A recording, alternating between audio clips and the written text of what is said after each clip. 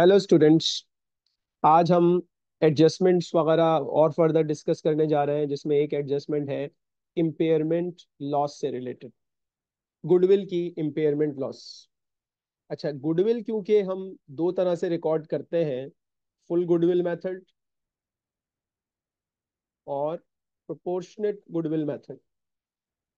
अब जो इम्पेयरमेंट होगी वो उसके अकॉर्डिंगली रिकॉर्ड की जाएगी। अगर हमने बुक्स में फुल गुडविल मेथड अडॉप्ट किया है तो इसका मतलब है कि बुक्स के अंदर जो गुडविल है वो पेरेंट प्लस एनसीआई दोनों की कंबाइंड गुडविल जो है वो शो हुई हुई है।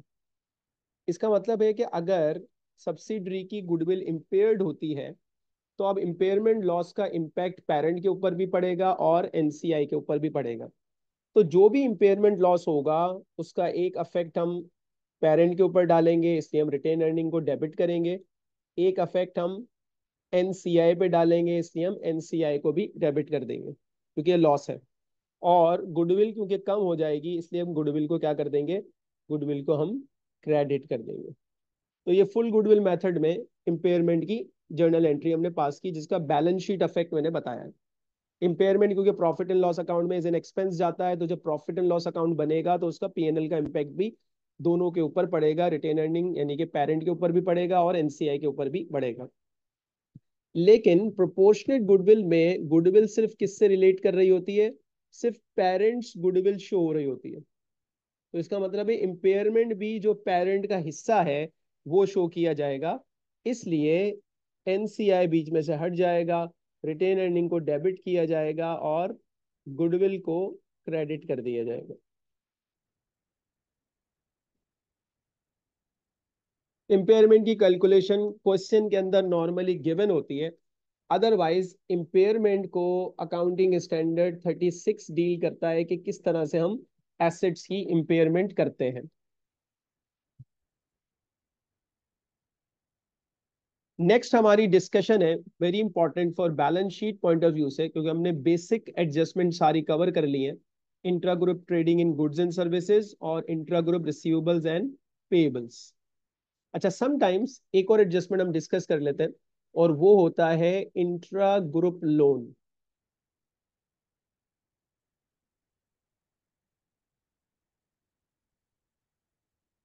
पेरेंट ने सब्सिडरी को लोन दिया या सब्सिडरी ने पेरेंट को लोन दिया।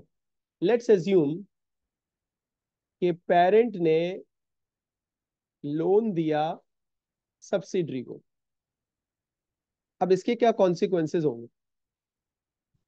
इंडिविजुअल बुक्स में दोनों ने इसको रिकॉर्ड किया होगा। पेरेंट ने अपनी बुक्स में इन्वेस्टमेंट रिकॉर्ड की हुई होगी एज फाइनेंशियल एसेट क्योंकि उसने लोन दिया है। सब्सिडरी ने अपनी बुक्स में लायबिलिटी रिकॉर्ड की हुई होगी एज लोन पेएबल। पेरेंट ने एसेट साइड के ऊपर रिकॉर्ड किया हुआ होगा और सब्सिडरी ने उसे लायबिलिटी साइड के ऊपर रिकॉर्ड किया हुआ होगा। अब अगर अमाउंट आइडेंटिकल है, लेट्स अज्यूम 50 मिलियन, 50 मिलियन, तो ये क्योंकि इंट्रा ग्रुप लोन है तो कॉन्सोलिडेटेड फाइनेंशियल स्टेटमेंट में सिंगल कंपनी के पॉइंट ऑफ व्यू से ये जो एसेट और लायबिलिटी है इसे हमें रिमूव करना पड़ेगा, इसे हमें कैंसिल करना पड़ेगा। तो हम एक एडजस्टिंग एंट्री पास करेंगे, loan payable debit 50 million subsidiary की बुक से निकल गया, और इन्वेस्टमेंट इन लोन स्टॉक क्रेडिट सब्सिडरी की बुक से निकला लोन पेएबल डेबिट और पेरेंट की बुक से निकला इन्वेस्टमेंट क्रेडिट। तो ये एडजस्टिंग एंट्री पास हो जाएगी। व्हाट इफ अगर पेरेंट के पास यानी कि एक की बुक्स में इन्वेस्टमेंट इन लोन दिया हुआ है फॉर एग्जांपल 50 मिलियन और दूसरे की बुक्स में लोन पेएबल आ रहा है 45 मिलियन। तो अब ये आइडेंटिकल बैलेंस क्यों नहीं आ रहा, पहले उसकी हम तलाश करेंगे, उसको ढूंढेंगे। तो पता ये लगा कि रीजन ये बना कैश इन ट्रांजिट। 5 मिलियन का कैश इन ट्रांजिट है। तो हुआ ये कि सब्सिडरी ने 5 मिलियन का लोन पे ऑफ कर दिया था, लेकिन वो कैश इन ट्रांजिट है तो पेरेंट को मिला नहीं। तो हम ये एज्यूम करेंगे कि पेरेंट को वो मिल चुका। तो एंट्री पास होगी cash debit 5,000 5 million, investment credit 5 million, ये एक एंट्री पास होगी। इससे इन्वेस्टमेंट 45 मिलियन पे आ जाएगी और लोन पेबल ऑलरेडी 45 मिलियन पे मौजूद है, उसको हम कैंसिल आउट कर देंगे। लोन पेबल को डेबिट किया 45 से, ये कैंसिल आउट हो गया। रिमेनिंग इन्वेस्टमेंट हमारी 45 से क्रेडिट हो गई। और अगर हम चाहें तो एक कंबाइन एंट्री पास कर सकते हैं कि कैश इन ट्रांजिट रिसीव हो चुका, डेबिट करें। लोन पेबल 45 का क्रेडिट साइड पे पड़ा हुआ है, उससे डेबिट करें। और इन्वेस्टमेंट 50,000 के ऊपर रिकॉर्ड हुई हुई है, तो इन्वेस्टमेंट को क्या कर दें, क्रेडिट कर दें। तो एक कंबाइन एंट्री भी हम इसके अंदर पास कर सकते हैं। अच्छा, अब अगर लोन रिसीवेबल और पेएबल अगर आता है सिस्टम में, बुक्स में, तो अंडरस्टूड बात है कि लोन देने वाले को इंटरेस्ट मिलेगा और लोन लेने वाले को उसके ऊपर इंटरेस्ट देना है। तो हो सकता है कि रिसीवेबल, लोन पेएबल और रिसीवेबल के साथ इंटरेस्ट भी आउटस्टैंडिंग हो। अच्छा, अब इसके अंदर जो लोन देने वाला है, जिसने इन्वेस्टमेंट इन लोन बुक किया हुआ है, उसकी बुक्स की अगर बात की जाए तो इंटरेस्ट के बारे में उसने ये एंट्री पास की हुई होगी, इंटरेस्ट रिसीवेबल डेबिट, और ये करंट एसेट्स के अंदर मौजूद हो सकता है। और इंटरेस्ट इनकम क्रेडिट, ये एंट्री वो पास करेंगे। और जिसने अपनी बुक्स में लोन पेबल रिकॉर्ड किया हुआ है, यानी कि उसकी लायबिलिटी है, वो अपनी बुक्स में रिकॉर्ड करेगा इंटरेस्ट एक्सपेंस डेबिट और इंटरेस्ट पेबल क्रेडिट। अगर दोनों पार्टीज ने अपनी अपनी बुक्स में रिस्पेक्टिव एंट्रीज प्रॉपरली पास की हुई हैं, तो अब क्योंकि ये receivable payable intra group balances हैं और इंटरेस्ट और एक्सपेंस इंट्रा ग्रुप इनकम और एक्सपेंस हैं, ये भी कैंसिल आउट होंगे।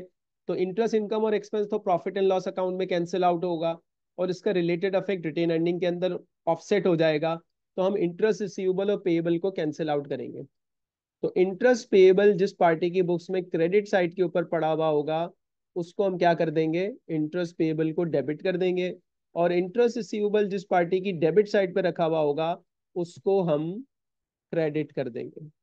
तो ये कैंसिलेशन की बैलेंस शीट में एंट्री पास हो जाएगी। इसी तरह इनकम और एक्सपेंस अगर हम प्रॉफिट एंड लॉस अकाउंट बना रहे हैं, तो वहां पर ये एंट्री ऑफसेट हो जाएगी। अच्छा, अब इंटरेस्ट रिसीवेबल और पेएबल में बाज दफा ऐसा होता है कि एक पार्टी ने बुक किया हुआ होता है, दूसरी पार्टी ने बुक नहीं किया हुआ होता। तो अगर किसी पार्टी ने बुक किया ही नहीं है, तो फिर उसकी एलिमिनेशन की जरूरत नहीं है। जिस पार्टी ने बुक किया हुआ होगा, उस पार्टी की एलिमिनेशन हमें करनी पड़ेगी। अगर दोनों ने प्रॉपरली बुक किया हुआ है, तो फिर दोनों पार्टी की बुक से एलिमिनेशन करनी पड़ेगी। इसी तरह अगर इंटरेस्ट रिसीवेबल और इंटरेस्ट पेबल मैच नहीं कर रहे, तो हमें उसकी डिफरेंस आइडेंटिफाई करके उसकी भी एडजस्टमेंट यहाँ पर पास करनी पड़ेगी। इसी तरीके से इंट्रा ग्रुप में डिविडेंड रिसीवेबल, बैलेंस शीट में dividend receivable and dividend payable भी आ सकता है। तो रूल के हिसाब से any intra group receivable and payable क्या होना चाहिए, कैंसिलिंग आइटम होना चाहिए, रिमूव होना चाहिए। तो इसकी भी हम एडजस्टमेंट वैसे ही पास करेंगे। जिसने पेएबल की एंट्री पास की हुई है, डिविडेंड पेएबल को डेबिट कर देंगे। और जिसने डिविडेंड रिसीवेबल की एंट्री पास की हुई है, डिविडेंड रिसीवेबल को हम क्रेडिट कर देंगे। तो बैलेंस शीट से एसेट्स और लायबिलिटीज से इसके अफेक्ट हम क्लेरिफाई कर देंगे।